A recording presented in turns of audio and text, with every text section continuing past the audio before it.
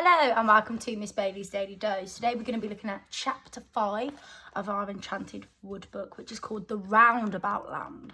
I wonder where they end up. One big broad branch slanted upwards at the top of the faraway tree. Joe climbed onto it and looked down, but he could see nothing, for a white mist swirled around and about. Above him, the enormous thick white cloud stretched with a purple hole in it through which the topmost branch of the faraway tree disappeared. The children felt tremendously excited. At last they were at the very top. Joe carefully pulled himself up the final branch. He disappeared into the purple hole. Beth and Frannie followed him. The branch came to an end and a little ladder ran through the cloud. Up the children went, and before they knew what had happened, they were out in the sunshine in a new and very strange land. They stood on green grass. Above them was a blue sky. A tune was playing somewhere, going on and on and on. "It's a sort of tune a carousel or a roundabout plays, Joe," said Beth. "Isn't it?"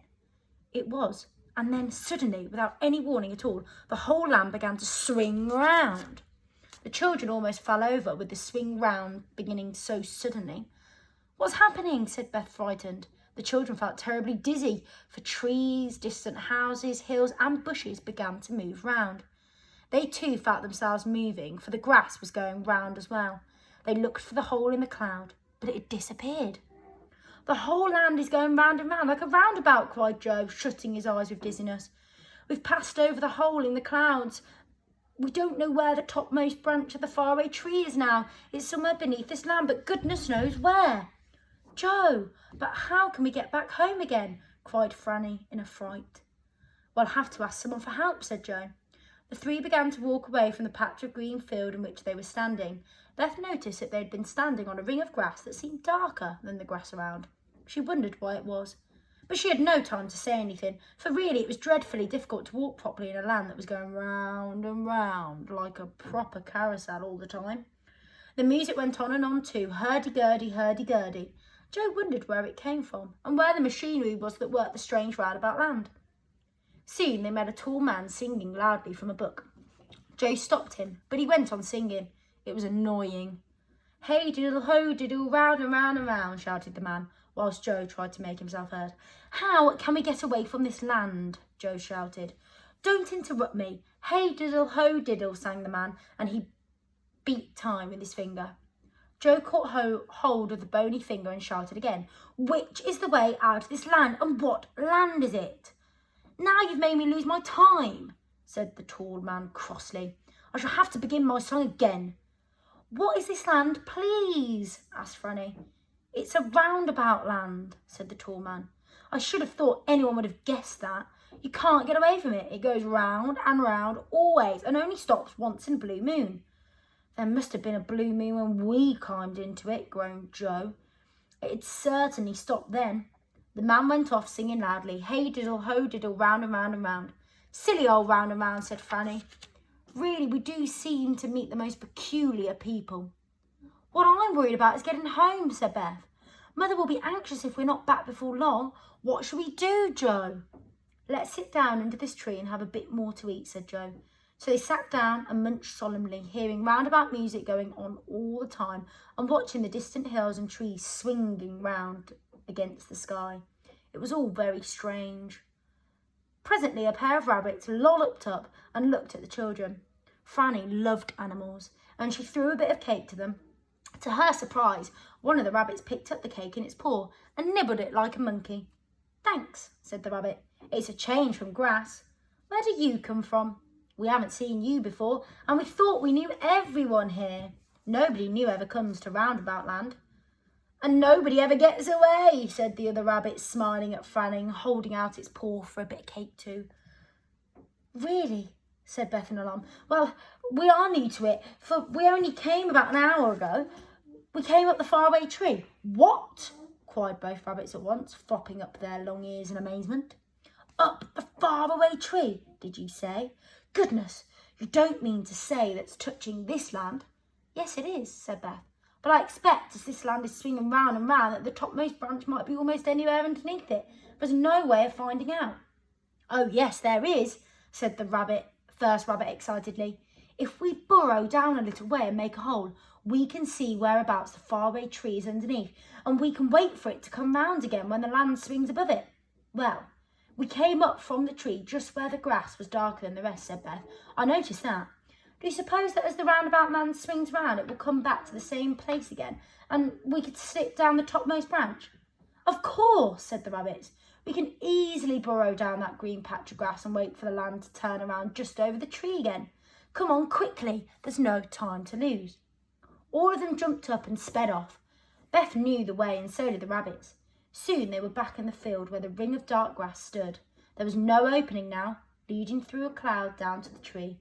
It had gone. The rabbits began to dig quickly. Soon they found the ladder that led upwards. Then they made such a big hole that the children could see down it to a large white cloud that swirled below the roundabout land. Nothing there yet, said the first rabbit, getting out a handkerchief and wiping his dirty front paws. We must wait a bit. I only hope the land hasn't swung on and passed the faraway tree altogether. The roundabout music went on and on. Then suddenly it began to slow down. One of the rabbits peeked out of the hole below and gave a shout. The land has stopped going round, and the faraway tree is just nearby, but we can't reach it. The children peered through the cloud below the ladder and saw quite clearly that the faraway tree was very near, but not near enough to jump on. Whatever were they to do? Now don't try to jump, warned the rabbits, or you'll fall right through the cloud. But what shall we do? Asked Beth in despair. We must get on the tree before we swing away again. I've got a rope, said one of the rabbits suddenly, and he put his hand into a big pocket and pulled out a yellow rope. He made a loop in one end and then threw it carefully at the topmost branch of a nearby tree. It caught and howled. Good. Frannie, slip down the rope first, said Joe. I'll hold this end. So Frannie, rather afraid, slid down the yellow rope to the tree, and then, just as she got there, the roundabout music began to play very loudly and quickly, and the roundabout land began to move. Quick, quick, shouted Frannie as the land swung nearer to the faraway tree. Jump, jump! They jumped, and the rabbits jumped after them. The roundabout land swung off. The big white cloud covered everything. The children and the rabbits clung to the topmost branch and looked at one another. We look like monkeys on a stick, said Joe, and they all began to giggle. My goodness, what an adventure. I vote we don't come up here again. But as you may guess, they did. For the rest of the lesson today, we are going to be adapting this chapter.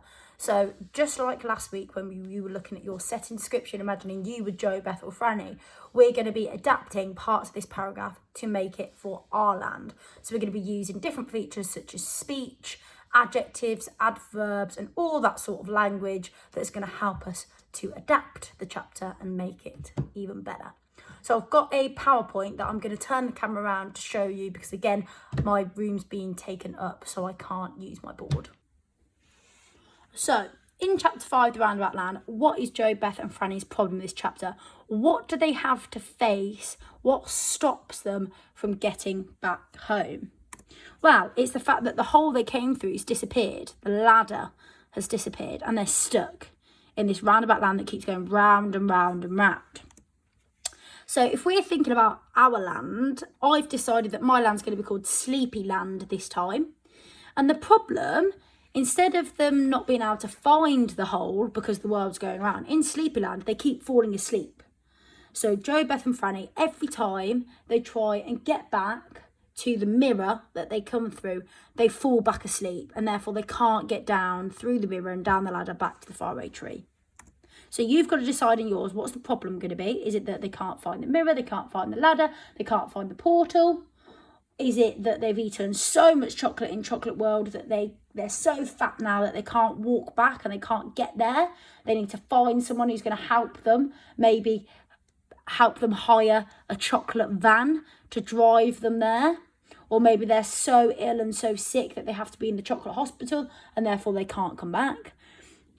Think about your world. What is it going to be? Is it that they're in football world and in the middle of playing a football game and they're so good at football that the captain and the manager won't let them leave, but they need to get home, so they've got to solve the problem. How are they going to escape? Then, who do they meet that helps them? Well, in the original one, the rabbits dig the hole down, they give them a rope, and they allow them to just in time get back to the faraway tree. So in my Sleepy Land, I've got to think, How are the children going to stop themselves from falling asleep? Because they're not realising they're doing it. Every time they try and walk back, even though the mirror is really close to them, they haven't moved actually far away from it, they keep falling asleep because it's making them fall asleep because it's Sleepyland, obviously. So in my one, I've thought of a magical character who could help them.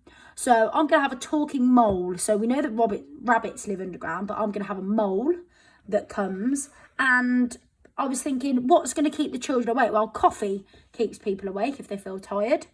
So I'm going to get the mole to bring them down, to save them, to tell them that this is Sleepyland. It makes everyone sleep. If you're under the ground, then you don't fall asleep. And they can make them some coffee to keep them awake, to get them back to the mirror, so they can come back down the ladder to the faraway tree and get home. So I've just put on here the one of the parts of the chapter, and I've also done an alternative one for my own story, for my own land. So I want you to see how I've changed it. So I've taken parts of it, like the speech, and I've taken parts of the beginning, and then I've adapted it for my own. So in the original, it says, one big broad branch slanted upwards at the top of the faraway tree. Joe climbed onto it and looked down, but he could see nothing, for a white mist swirled around and about. Above him, the enormous thick white cloud stretched with a purple hole in it through which the topmost branch of the faraway tree disappeared. So that's that first section. Well, I didn't want a branch. I wanted a special mirror. So I've started mine. At the top of the faraway tree, there stood an illuminated golden mirror. What's that? Asked Frannie. It looks like an old mirror, replied Beth. Joe walked cautiously towards the mirror. He lifted his hand towards it, and as quick as a flash, he was gone. Joe, Joe, shouted Beth worriedly. Where are you, Joe? Shouted Frannie. I'm up here. Girls, you've got to come up here. It's amazing, replied Joe. So Beth and Frannie walked together towards the mirror and were soon joined with Joe in the most amazing place that they had ever seen. So I've used some of the speech that you can see down here in the paragraph.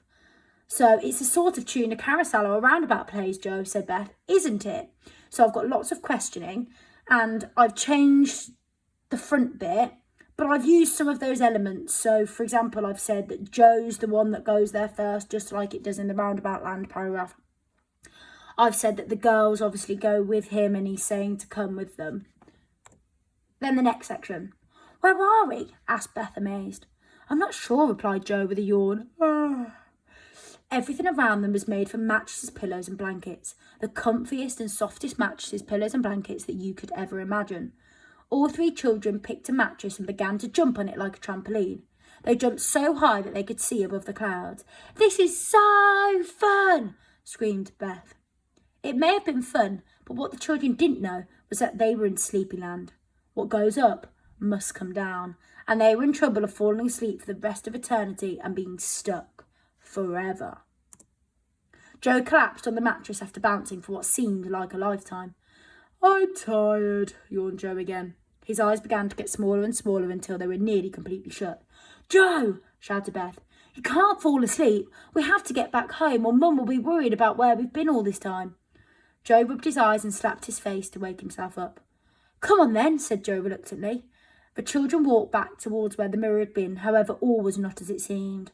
As they walked, the children became more and more tired and kept having to stop after 2 or 3 steps. Are we there yet? Yawned Beth. It seems as if we've been walking forever. I am exhausted, replied Joe. The children couldn't walk any longer and had to rest their legs for a while. They huddled together on the mattress path and all drifted off into a deep sleep. So I've just introduced the problem. They're going back towards the mirror and they're exhausted. They've only taken a few steps and they need to sleep and they've drifted off. When they awoke, it was morning again. How long have we been asleep? Asked Joe. I'm not sure, but it's morning again. We can't have been asleep a whole day, exclaimed Frannie. We've got to find the mirror. Let's go, said Joe. The children walked back to where the mirror was, but again became extremely tired on their way and had to stop to rest. They laid their heads down and again fell into a deep sleep. Would they ever stay awake long enough to find the mirror and return home? Sorry about that, guys. My battery's running low. So I've left mine on a cliffhanger. Would they ever stay awake long enough to find the mirror and return home. Unlike in the roundabout land when the rabbits have them and they do return home. So even though in mine I've said about the mole giving them the coffee to get them home, that would be my next section. I haven't wrote that section yet. So you can see I've done quite a lot just for that section of them trying to get back to the mirror each time, to re-emphasise the fact that they're going forwards and then sleeping, forwards again sleeping, they're still not there at the mirror.